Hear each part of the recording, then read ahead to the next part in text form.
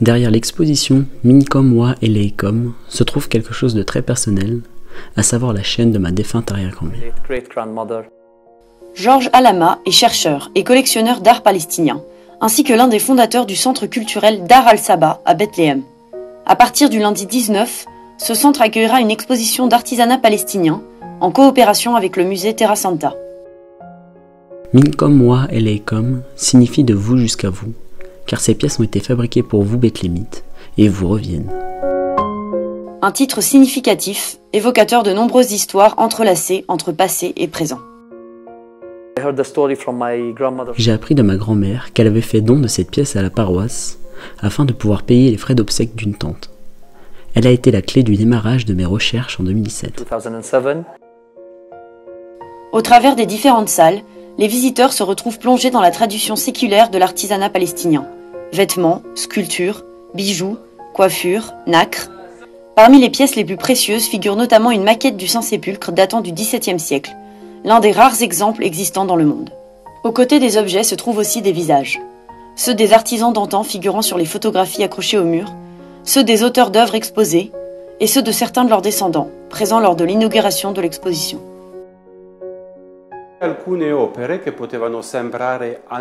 Certaines œuvres qui auraient pu paraître anonymes trouvent une histoire. Nous connaissons les artistes qui les ont créées. Nous ne cherchons pas simplement à faire connaître n'importe quelles œuvres, mais des œuvres qui ont une histoire inscrite dans le contexte du pays. Nous ne sommes pas simplement un musée, mais aussi une église.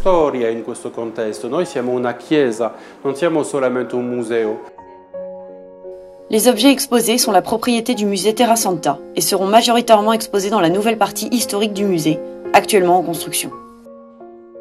En 2025, la deuxième partie du musée Terra Santa sera établie à Saint-Sauveur. Nous exposerons des œuvres offertes par des chrétiens de l'étranger, mais aussi un grand patrimoine offert par l'église locale de Terre Sainte, notamment des œuvres en nacre réalisées ici à Bethléem.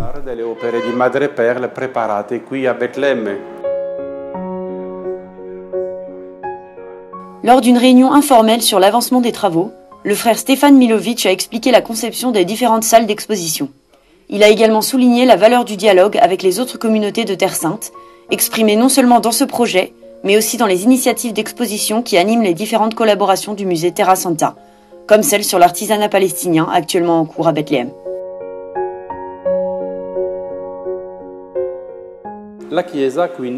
L'église est un pont entre les autres communautés, juives et musulmanes de ce pays, et ce, non seulement aujourd'hui, mais aussi depuis toujours. C'est quelque chose que le musée veut aussi illustrer.